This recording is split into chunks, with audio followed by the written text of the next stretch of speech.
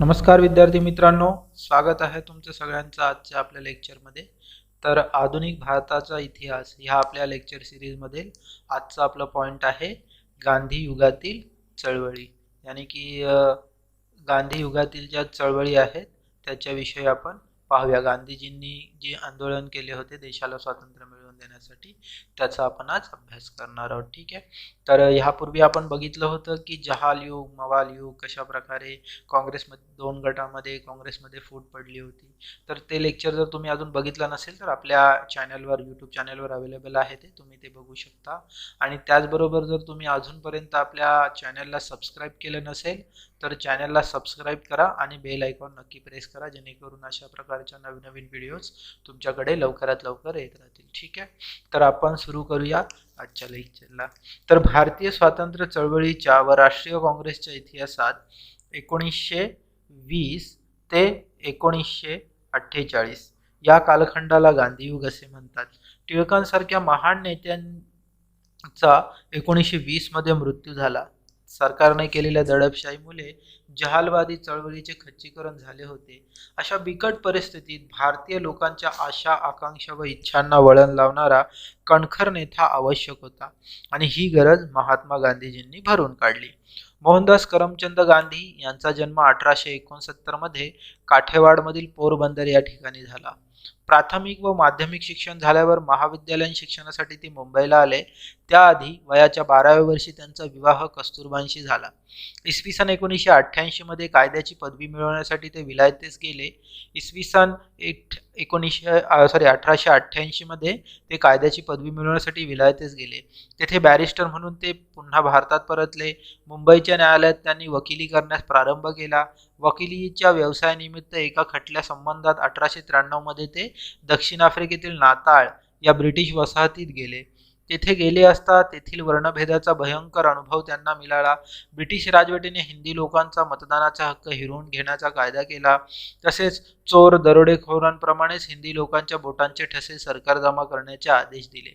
त्यामुळे गांधीजींनी याविरुद्ध व इतर अन्यायी कायद्यांविरुद्ध सत्याग्रहाचा अहिंसात्मक लढा सुरू केला. इसवी सन 1906 ते 1914 या काळात आफ्रिकेतील सरकारला नमून अनेक कर व कायदे रद्द करून घेतले. त्यांच्या सत्याग्रहाचा हा पहिला मोठा विजय होता. गोपाळकृष्ण गोखले यांच्या आग्रहाने 1915 मध्ये ते मायदेशी परतले व त्यांना ते राजकीय गुरु मानत असत. भारताच्या राजकारणात त्यांनी प्रवेश केला. पहिल्या महायुद्ध काळात गांधीजींनी ब्रिटिश सरकारला मदत करण्याचे जाहीर केले. त्यामुळे सरकारने त्यांना कैसर ए हिंद हा किताब दिला. गांधीजींनी संपूर्ण भारताचा दौरा केला. अहमदाबादला साबरमती आश्रमात त्यांनी अहमदाबादला स्थापन केला. देशातील बहुसंख्य अशिक्षित आणि मागास जनतेचे प्रतिनिधित्व करण्यासाठी त्यांनी आपला वेश आणि जीवन पद्धती बदलून टाकली. ठीक आहे. तर अशा प्रकारे गांधीजींचे प्रारंभिक व्यक्तिमत्व होते, जे की आपण बघितलं. आता आपण पाहूया गांधीजींनी चालवलेल्या चळवळी. तर सर्वप्रथम आपण पाहूया असहकार चळवळ. असहकार चळवळ किंवा याला असहयोग चळवळ सुद्धा म्हणतात. तर महात्मा गांधींच्या उदयापर्यंत संपूर्ण देशात राष्ट्रवादाची वाढ मोठ्या प्रमाणावर झाली होती. त्यातच पहिल्या महायुद्धानंतर भारताला स्वयंनिर्णयाचे तत्व लागू केले जाईल अशी घोषणा वुड्रो विल्सन अमेरिकन राष्ट्राध्यक्ष वुड्रो विल्सन यांनी केली होती. परंतु युद्ध समाप्तीनंतर भारतीयांना इंग्रज सरकारकडून काहीही न मिळाल्याने भारतीयांचा मोठा अपेक्षाभंग झाला. इंग्रज सरकार दिवसेंदिवस क्रूर बनत चालले होते. तथापि कोणत्याही परिस्थितीत इंग्रज भारतावरील ताबा सोडण्यास तयार नव्हते. तर असहकार चळवळीची पार्श्वभूमी आपण सर्वप्रथम लक्षात घेऊया. तर असहकार चळवळीच्या पार्श्वभूमीचा अभ्यास करण्यासाठी आपल्याला असहकार चळवळीची घोषणा होण्यापूर्वी या काळात घडलेल्या काही घटनांनी गांधीजींना ब्रिटिशांच्या न्यायप्रियतेवरील विश्वास कसा उडाला हे जाणून घ्यायला हवं. तर भारतातील क्रांतिकारी कारवायांना आळा घालण्यासाठी ब्रिटिश सरकारने सिडने रौलेट या न्यायाधीशाच्या अध्यक्षतेखाली 1917 मध्ये एक समिती नेमली.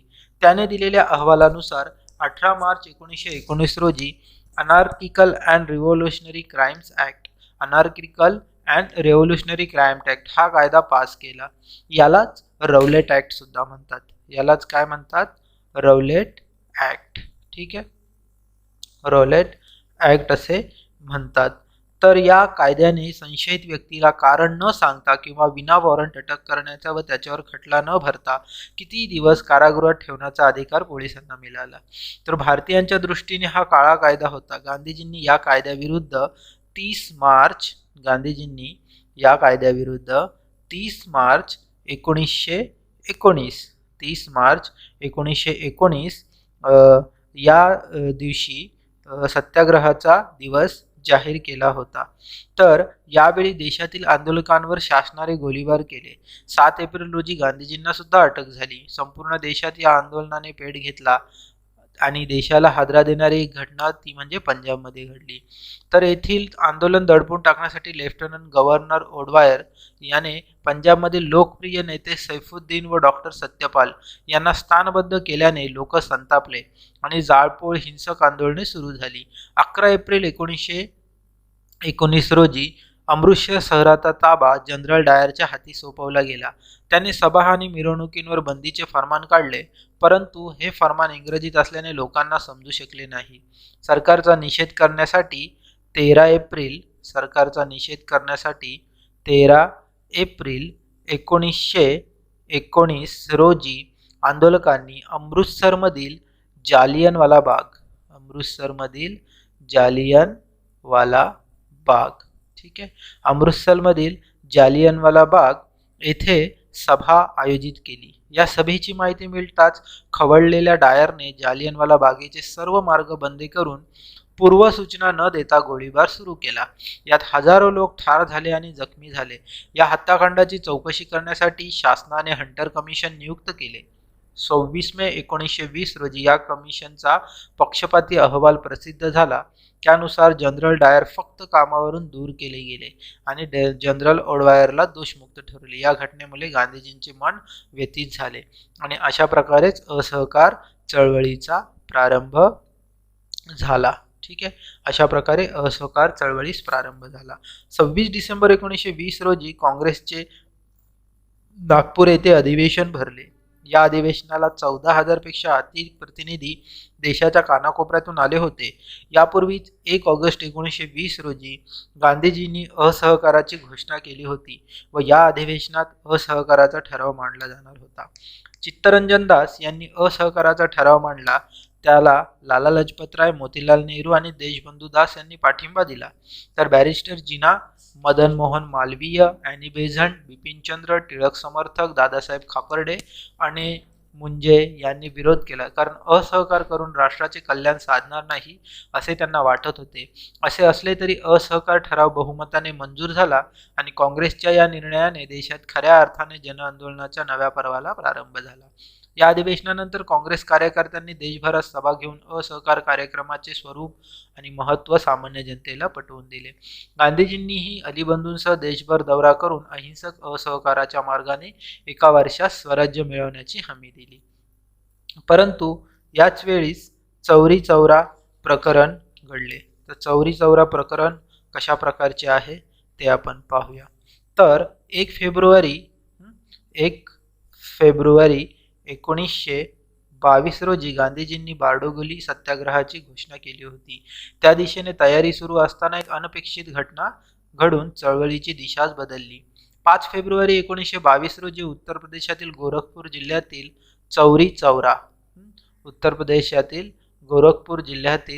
चौरी चौरा येथे स्वयंसेवकांनी शासनाच्या विरोधात मिरवणूक काढली आणि शांतपणे जाणाऱ्या या मिरवणुकीवर पोलिसांनी गोळीबार केला. त्यामुळे प्रक्षुब्ध जमावाने पोलिसांवर प्रतिहल्ला केला. पोलिसांनी जवळच असलेल्या पोलीस ठाण्याचा आश्रय घेतला, पण जमावाने ही पोलीस चौकी पेटवून दिली. यात 21 पोलीस जळून ठार झाले आणि बाहेर पडणाऱ्या पोलिसांनाही ठेचून मारण्यात आले. या हिंसक घटनेचा महात्मा गांधीजींना मोठा धक्का बसला. असहकार आंदोलनात त्यांना हिंसा अपेक्षित नव्हती. त्यांनी बारडोली सत्याग्रह व असहकार चळवळ स्थगित केल्याची घोषणा केली. अनेक नेत्यांना गांधीजींचा निर्णय आवडला नाही आणि अशा प्रकारे असहकार आंदोलनाची समाप्ती झाली. ठीक आहे, अशा प्रकारे असहकार आंदोलनाची समाप्ती झाली. तर या आंदोलनाचं जर आपण मूल्यमापन केलं तर गांधी युगातील ह्या पहिल्या जल आंदोलनामुळे ब्रिटिशांविरोधी लढ्याचे क्षेत्र विस्तारले आणि शहरातीलच नव्हे तर ग्रामीण भागातील जनतेत काँग्रेसच्या प्रचारामुळे राजकीय जागृती होऊ लागली. राष्ट्रीय लढ्यात आपणही सहभागी होऊ शकतो या जाणीवेने सामान्य लोकांमध्ये प्रचंड उत्साह निर्माण झाला होता आणि जनतेत आत्मविश्वास व आत्मसन्मानाची प्रचंड भावना निर्माण झाली. तसेच मोठ्या संख्येने लोक चळवळीत सामील झाल्यामुळे लोकांच्या मनातील शासनाची दडपशाहीची भीती नष्ट झाली होती. ठीक आहे, अशा प्रकारे असहकार चळवळची समाप्ती झाली होती. दुसरं आपण पाहूया सविनय कायदेभंग चळवळ. ठीक आहे, सविनय कायदेभंग चळवळ. तर सविनय कायदेभंग चळवळीची आपण पार्श्वभूमी पाहूया सर्वप्रथम. तर 1919च्या सुधारणा कायद्यात या कायद्याचा अंमलबजावणीचा पाहणी करण्यासाठी 10 वर्षानंतर एक शासकीय समितीची नियुक्ती करण्याची तरतूद होती. भारताच्या शासकीय कारभाराची चौकशी करून त्याबाबतचा अहवाल पार्लमेंटला सादर करण्याचे काम एका संसदीय समितीकडे सोपवण्यात आले. या समितीत 7 सदस्य होते व त्याचे अध्यक्षपद सर जॉन सायमन यांच्याकडे देण्यात आले होते. या समितीचे भारतात स्वागत होण्याऐवजी मोठा विरोध झाला, कारण समितीच्या सर्व 7 सदस्यांमध्ये एकही भारतीय नव्हता. सर्व 7 सदस्य युरोपियन असून एकही भारतीय प्रतिनिधी यांच्यामध्ये नव्हता. भारतीय नेत्यांनी या कमिशनवर बहिष्कार टाकण्याचा प्रयत्न केला आणि त्यांनी हा निर्णय घेतला. 3 फेब्रुवारी 1928 रोजी कमिशनचे मुंबईत आगमन झाले. त्या दिवसापासून ते कमिशन परत जाईपर्यंत बहिष्कार मोहीम चालूच राहिली. कमिशनच्या विरुद्ध सभा, मोर्चे, हरताल सुरू झाले. सायमन गो बॅक अशा घोषणा देत कमिशनला सगळीकडे काळे झेंडे दाखवले गेले. सरकारने अनेक ठिकाणी लाठीमार आणि गोळीबार केला. लाहोरमध्ये झालेल्या लाठीमारात लाला लजपतराय यांना प्राण गमावावे लागले, तर लखनौमध्ये नेहरूंनी सुद्धा लाठ्या खाव्या लागल्या. 1930 मध्ये सायमन कमिशनने आपला अहवाल पार्लमेंटला सादर केला. त्यांच्या शिफारसी भारतीयांनी फेटाळून लावल्या. काँग्रेस, मुस्लिम लीग, हिंदू महासभा, राजकीय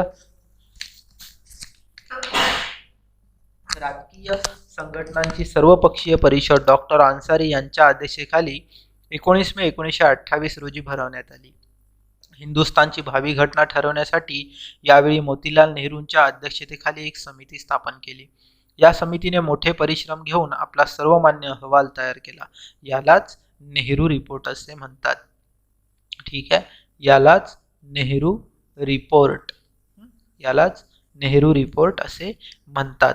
तर हिंदुस्थानची भावी घटना ठरवण्यासाठी मोतीलाल नेहरूंनीच नेहरू रिपोर्ट बनवला. तर या रिपोर्ट मध्ये पहिल्या टप्प्यात भारताला साम्राज्याच्या अंतर्गत स्वराज्य मिळावे व दुसऱ्या टप्प्यात पूर्ण स्वातंत्र्य मिळावे अशी मागणी करण्यात आली. जातीय मतदारसंघ व स्वतंत्र मतदारसंघांना विरोध करण्यात आला आणि या रिपोर्टवर चर्चा करण्यासाठी 22 डिसेंबर 1928 रोजी सर्वपक्षीय सभा कलकत्ता येथे भरवण्यात आली. तर सविनय कायदेभंग चळवळीची घोषणा कशा प्रकारे झाली ते आपण पाहूया. ठीक आहे, चळवळीची घोषणा. तर 2 जानेवारी 1930 रोजी काँग्रेस कार्यकारिणीच्या बैठकीत घोषणा झाली.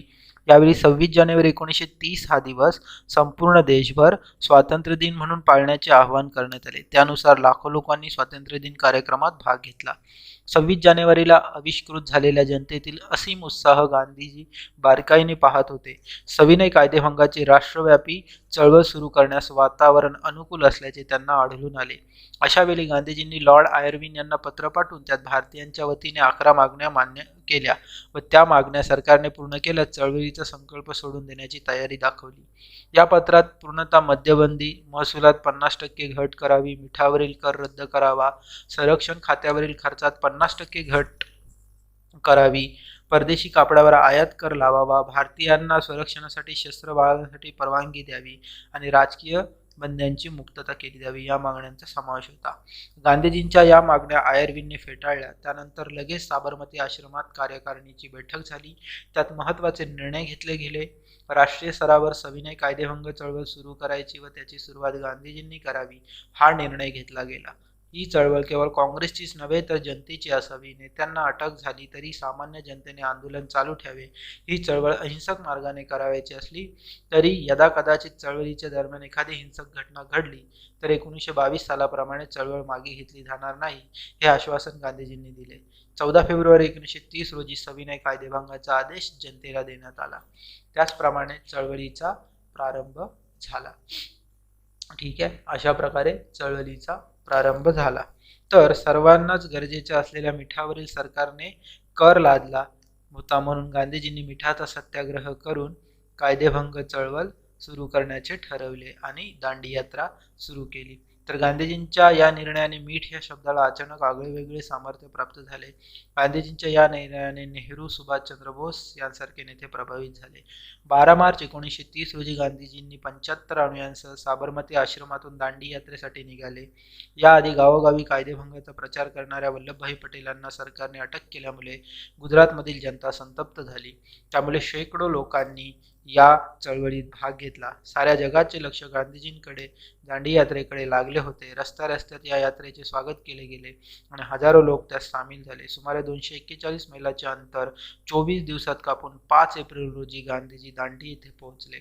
6 एप्रिल रोजी दांडीच्या किनाऱ्यावर मीठ उचलून गांधीजींनी कायदेभंगाची घोषणा केली आणि या बरोबरच संपूर्ण भारतात कायदेभंग चळवळीला जोमाने सुरुवात झाली आणि अशा प्रकारे चळवळीचा प्रसार झाला.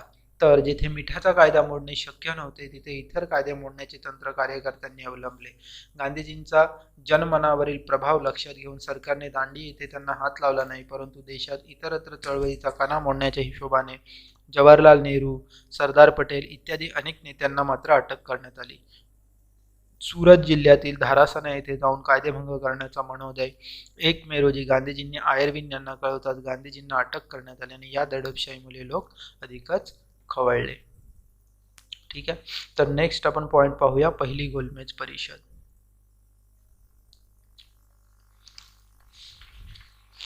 ठीक आहे, तर 12 नोव्हेंबर 1930. तर पहिली गोलमेज परिषद ही 1930 ते 31 या दरम्यान झाली.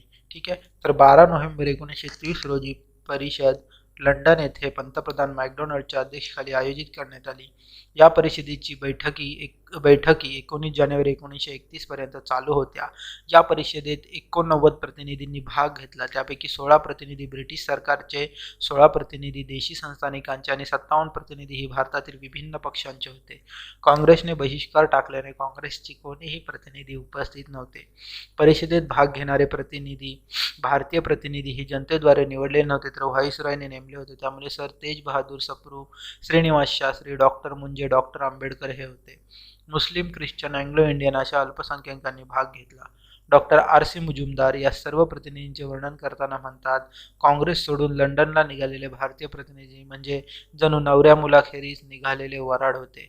या परिषदेत जे निर्णय घेतले गेले त्यामध्ये ब्रिटिश इंडिया व संस्थांचे यांचे संघराज्य स्थापन करावे, संघराज्याचे कार्यकारी मंडळ कायदेमंडळाला काही प्रमाणात जबाबदार ठेवावे, पण खास अधिकार सरकारच्या ताब्यात राहणार होते. द्विदल राज्यपद्धती रद्द करून त्या जागी प्रांतांना स्वायत्ता द्यावी हे निर्णय घोषित केले गेले, परंतु जातीय प्रश्नावर एकमत होऊ शकले नाही आणि याच्यातूनच गांधी आयर्विन करार घडला. ठीक आहे, तर गांधी आणि आयर्विन करार याविषयी आपण डिटेलमध्ये पाहूया. तर पुढील गोलमेज परिषद यशस्वी व्हावी यासाठी ब्रिटिश सरकारने 26 जानेवारी 1931 रोजी गांधीजींसह सर्व काँग्रेस सदस्यांनी कैदेतून सुटका केली. 6 फेब्रुवारी रोजी मोतीलाल नेहरूंचे निधन झाले. या दुःखातून बाहेर पडल्यावर गोलमेज परिषदेची चर्चा काँग्रेसमध्ये सुरू झाली. सप्रू, जयकर, श्रीनिवास शास्त्री, मालवीय यांनी फुटीर गटांना आळा घालण्यासाठी काँग्रेसने दुसऱ्या गोलमेज परिषदेत उपस्थित राहणे आवश्यक असल्याचे गांधीजींनी सांगितले. व्हाईसरॉय आयर्विनने देखील काँग्रेसशी वाटाघाटी करण्यास उत्सुक होते. त्यातून 17 फेब्रुवारी 1931 रोजी दिल्ली येथे गांधी आयर्विन यांच्यातील वाटाघाटींना सुरुवात झाली. यानंतर उभयतांना करार होऊन 5 मार्च रोजी गांधीजींनी त्यावर स्वाक्षरी केली. या करारात काही खालील गोष्टी होत्या. एक म्हणजे राजकीय कैद्यांची सुटका व्हावी, दुसरं म्हणजे मिठावरील कर काही प्रमाणात कमी करावा, आंदोलकांनी जप्त केलेली मालमत्ता सरकारने परत करावी, कायदेभंग चळवळ व बहिष्कार मागे घ्यावा, काँग्रेसने दुसऱ्या गोलमेज परिषदेला उपस्थित राहावे आणि अल्पसंख्याकांच्या कायद्याचे रक्षण करावे. ठीक आहे, तर गांधी आयर्विन करारामधील ह्या मुद्दे होते. नेक्स्ट आपण पाहूया दुसरी गोलमेज परिषद आणि चळवळीचा दुसरा टप्पा आणि सरकारची दडपशाही, हे आपण पाहूया डिटेलमध्ये. तर गांधीजींना आयर्विन यांच्याशी केलेला हा करार होता. तर दुसरी गोलमेज परिषद ही 1931 ते 32 या दरम्यान झाली होती. ठीक आहे, 31 ते 32. गांधीजींनी आयर्विन यांच्याशी केलेला हा करार नेहरू, बोस यांसारख्या नेत्यांना पटला नाही. सुभाषचंद्रांनी तर हा करार मान्य करणे म्हणजे सरकारपुढे शरणागती पत्करणे असे म्हणून आपला राग व्यक्त केला. परंतु गांधीजींनी बळशाली शासनापुढे दीर्घकाळ संघर्ष करणे शक्य वाटत नव्हते, म्हणून त्यांनी तडजोड स्वीकारली. दुसऱ्या गोलमेज परिषदेसाठी काँग्रेसचे एकमेव प्रतिनिधी म्हणून ऑगस्ट 1931 मध्ये गांधीजी लंडनला निघाले. याच वेळी ब्रिटिश शासनात महत्त्वाचे बदल झाले. आयर्विनच्या जागी व्हाईसरॉय म्हणून साम्राज्यवादी विलिंग्टन आला व भारत मंत्री म्हणून सर होवर याची नेमणूक झाली. साम्राज्यवादी विलिंग्टनने तर गांधी आयर्विन करार अमान्य करून भारतात अत्याचार सुरू केले. इंग्लंडमध्येही राष्ट्रीय सरकार स्थापन झाले होते. 7 सप्टेंबर 1931 रोजी दुसरी गोलमेज परिषद सुरू झाली. हिंदुस्थानची भावी घटना कशी असावी यावर चर्चा व्हायची होती, परंतु चर्चा झाली ती जातीय प्रश्नांवर, कारण मुसलमान, ख्रिश्चन, अस्पृश्य, अँग्लो इंडियन यांच्या प्रतिनिधींनी स्वतंत्र मतदारसंघाची मागणी केली. गांधीजींनी मात्र संपूर्ण स्वातंत्र्याची मागणी केली, पण सरकारने या मागणीस विरोध केला. संघराज्याचे न्यायालय, कायदे मंडळ या प्रश्नावर परिषदेत तडजोड होऊ न शकल्याने गांधीजी निराश झाले आणि 28 डिसेंबर 1931 रोजी ते रिकाम्या हाताने मायदेशी परतले. ठीक आहे, तर ह्या दरम्यानच चळवळीचा जो दुसरा टप्पा आहे, ठीक आहे, चळवळीचा दुसरा टप्पा जो आहे, चळवळीचा दुसरा टप्पा आणि सरकारची दडपशाही आपण पाहूया. तर महात्मा गांधी हिंदुस्थानात येताच त्यांच्या कानावर सरकारच्या अत्याचाराच्या बातम्या आल्या. त्यांनी व्हाईसरॉयला ही दडपशाही थांबवण्यासाठी विनंती केली, परंतु व्हाईसरॉयने ऐकले नाही. शेवटी गांधीजींनी 1 जानेवारी 1932 रोजी कायदेभंग चळवळ पुन्हा सुरू करण्याचा निर्णय घेतला. त्याआधी सरकारने नेहरू, खान अब्दुल गफार खान, शेरवानी या नेत्यांना अटक केली. 3 जानेवारीला चळवळ सुरू झाली आणि दुसऱ्या दिवशी गांधीजींना अटक करून येरवडा तुरुंगात टाकले. सरदार पटेल, डॉक्टर राजेंद्र प्रसाद, डॉक्टर अन्सारी व इतर लहान पुढाऱ्यांनाही अटक झाली. 1,20,000 लोक तुरुंगात डांबले गेले. काँग्रेस संघटना बेकायदेशीर ठरवली गेली आणि 10 अध्यादेश काढून मॅजिस्ट्रेटला पोलिसांना अमर्याद अधिकार दिले गेले. अशा प्रकारे सरकारची दडपशाही सुरू झाली. ठीक आहे, आता आपण नेक्स्ट पॉईंट पाहूया, जातीय निवाडा व पुणे करार. जातीय निवाडा व पुणे करार. तर कायदेभंग सुरू चळवळ असतानाच इंग्लंडचे पंतप्रधान रेप्से मॅकडोनाल्ड यांनी 16 ऑगस्ट 1931 रोजी जातीय निवाड्याचा निर्णय जाहीर केला. त्यानुसार ज्या प्रांतात मुसलमान अल्पसंख्याक होते त्यांना स्वतंत्र प्रतिनिधित्व, ख्रिश्चन, अँग्लो इंडियन, युरोपियांना त्यांच्या लोकसंख्येच्या प्रमाणावर प्रतिनिधित्व मिळाले. अस्पृश्यांना स्वतंत्र मतदारसंघ तसेच सर्वसामान्य मतदारसंघांमध्ये मतदान करण्याचा हक्कही मिळाला. या जातीय निवाड्यात दलित जाती जमातींना विभक्त मतदारसंघ देऊन हिंदू समाजात फूट पाडण्याच्या डावामुळे गांधीजी अस्वस्थ झाले. त्यांनी याला विरोध करून 20 सप्टेंबर 1932 पासून आमरण उपोषण सुरू केले. यावेळी गांधीजी पुण्यातील येरवडा तुरुंगात होते. हिंदू समाज एक संघ राहावा यासाठी गांधीजी पानप्रणाला लावण्यास सिद्ध झालेले पाहून राष्ट्रीय पुढाऱ्यांमध्ये अस्वस्थता पसरली व त्यांची हालचाल सुरू झाली. चुन्नीलाल मेहता, घनश्यामदास बिर्ला यांनी गांधींना परावृत्त करण्याचा प्रयत्न केला, तर मदन मोहन मालवीय यांनी दोन्ही नेत्यांशी बोलणी सुरू केली. अखेरीस सर्व नेत्यांना आंबेडकरांचे मन मिळवण्यात यश आले आणि आंबेडकर स्वतंत्र मतदारसंघाचा आग्रह सोडण्यास तयार झाले. 25 सप्टेंबर रोजी गांधी व आंबेडकर यांच्यात पुणे करार झाला. त्यानुसार जातीय निवाड्यातून दलितांच्या विभक्त मतदारसंघाचे कलम रद्द करण्याचे मान्य केले गेले. सरकारने या कराराला मान्यता दिली. स्वतंत्र मतदारसंघाऐवजी दलितांना कायदेमंडळात राखीव जागा वाढवून देण्यात आल्या आणि 26 सप्टेंबर रोजी गांधीजींनी उपोषण सोडले. त्याचप्रमाणे तिसरी गोलमेज परिषद ही 1932 रोजी लंडनला झाली. तर पुणे करारानंतर महात्मा गांधी हरिजन सेवक संघाची स्थापना करून हरिजन उद्धाराची चळवळ सुरू केली. कायदेभंग चळवळीचा जोर कमी केला गेला आणि दरम्यान लंडनला 17 नोव्हेंबर ते 24 डिसेंबर 1932 या काळात तिसरी गोलमेज परिषद पार पडली. या परिषदेला काँग्रेसचे कोणतेही प्रतिनिधी उपस्थित नव्हते. सरकारशी एकनिष्ठ असलेले 46 प्रतिनिधीच उपस्थित होते. या परिषदेत मांडण्यात आलेल्या विषयावर चर्चा निर्णयात्मक स्वरूपाची चर्चा याच्यात झाली नाही. ठीक आहे, नेक्स्ट पॉईंट आपण पाहूया, चले जाओ किंवा भारत छोडो आंदोलन. ठीक आहे, चले जाओ किंवा भारत छोडो आंदोलन.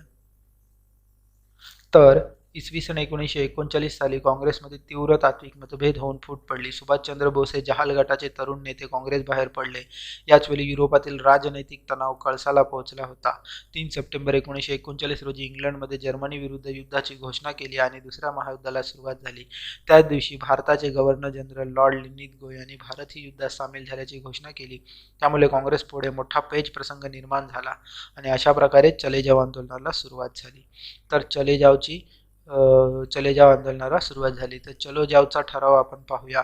तर शत्रू भारताच्या सीमेवर उभा ठाकला असताना भारताच्या संरक्षणाचं सामर्थ्य राजकर्त्यांत नसल्यामुळे त्यांनी तत्काळ देश सोडून चालते व्हावे. ब्रिटिशांनी भारत सोडला तर जपानी आक्रमणाचा धोका भारताला राहणार नाही असे रोखठोक उद्गार गांधीजींनी काढले आणि 6 जुलै 1942 रोजी वर्धा येथील काँग्रेस कार्यकारिणीच्या बैठकीत चले जावचा ठराव एकमताने पास झाला. ठीक आहे. चले जावचा ठराव हा वर्धा येथे काँग्रेस कार्यकारिणीच्या बैठकीत पास झाला. त्यानंतर शासनाची कडक कारवाई सुरू झाली. काँग्रेसचा कार्यक्रम जनतेपर्यंत पोहोचण्यापूर्वी चळवळीच्या मुलावरच आघात करण्याचा सरकारचा निर्धार होता. त्याप्रमाणे 9 तारखेला पहाट होण्यापूर्वी सरकारने देशात धरपकडीचे सत्र सुरू केले. मुंबई शहरात एकेच वेळी 60 पोलीस पथकांनी नेत्यांच्या निवासस्थानी जाऊन त्यांना अटक केली. गांधींना पुण्याच्या आगारवान पॅलेसमध्ये तर नेहरू, पटेल, आझाद आणि यांना अहमदनगरच्या तुरुंगात स्थानबद्ध करण्यात आले. काँग्रेसचे काही प्रांतिक नेते भारत छोडोचा संदेश घेऊन आपल्या गावी परतत असताना त्यांना वाटेतच अटक करण्यात आली होती. अशा प्रकारे शासनाची कडक कारवाई झाली. तर ह्या चळवळीची जर आपण व्याप्ती पाहिली तर सर्व नेत्यांना अटक झाल्यानंतर सुद्धा जनसमाजात लोकांचा उत्स्फूर्त प्रतिसाद मिळाला. लोकांचा संताप अनावर झाला होता. 3 ऑगस्ट रोजी नेतृत्वहीन जनतेच्या उत्स्फूर्त उठावाने आंदोलनाला प्रारंभ झाला. सर्व मोठ्या शहरात निदर्शके झाले, मोर्चे निघाले, निषेधपर सभा निघाल्या. मोठ्या औद्योगिक केंद्रातील कामगार संपावर गेले. महाविद्यालयातील तरुण तरुणी नव्हे तर शाळकरी मुले सुद्धा हातात तिरंगा फडकवत चालले होते आणि अशा प्रकारे ठिकठिकाणी प्रतिसरकारची स्थापना झाली. अशा प्रकारचे प्रतिसरकार महाराष्ट्रातील सातारा येथे क्रांतिसिंग नाना पाटील यांनी स्थापन केले होते. ठीक आहे. नेक्स्ट पॉईंट आपण पाहूया आता 1935चा भारत शासनाचा कायदा आणि सायमन कमिशन. तर भारत सत्ता प्रस्थापित केल्यानंतर ब्रिटिशांनी सुरुवातीस चार्टर ॲक्ट संमत केले आणि त्यानंतर 1861चा काउन्सिल ॲक्टनुसार भारतीय प्रशासन व्यवस्थेत महत्त्वाचे बदल केले. ठीक आहे. तर भारताचे प्रशासन कशा प्रकारे असावे तर यासाठी 1935चा भारत शासन कायदा ब्रिटिशांनी पास केला. तर हा कायदा भारतात संघराज्य स्थापन करण्यासाठी 1935च्या कायद्यात अनेक कलमे आणि परिशिष्टे समाविष्ट केली होती. जो 1935चा कायदा होता त्यामध्ये त्याचबरोबर कायदेमंडळात सर्व भारतीयांचा समावेश व्हावा. भारतामध्ये federal court, reserve bank, federal railway authority यांसारख्या स्थापनेच्या तरतुदी होत्या. ठीक आहे. आणि सायमन कमिशन तर आपण पाहिलेलंच आहे. सायमन कमिशनचा कशा प्रकारे भारतामध्ये विरोध झाला होता. ठीक आहे. आणि भारताच्या शासकीय कारभाराची चौकशी करण्यासाठी सायमन यांच्या अंतर्गत एक समिती नेमली होती, परंतु भारतीयांमार्फत त्याला काळे झेंडे दाखवून कमिशनला विरोध करण्यात आला होता. ठीक आहे. तर आजच्या लेक्चरमध्ये आपण गांधीयुगीन चळवळीच्या विषयी बघितलेला आहे डिटेलमध्ये. ठीक आहे. गांधीयुगीन चळवळी. तर कोणताही पॉईंट तुम्हाला समजला नसेल तर तुम्ही मला कमेंट सेक्शनमध्ये नक्की प्रश्न विचारा. मी तुम्हाला तुमच्या प्रश्नाचा आन्सर देईन. आणि जर तुम्हाला व्हिडिओ आवडला असेल तर व्हिडिओला नक्की सबस्क्राईब करा, चॅनलला नक्की सबस्क्राईब करा आणि व्हिडिओला लाईक करा. थँक्यू.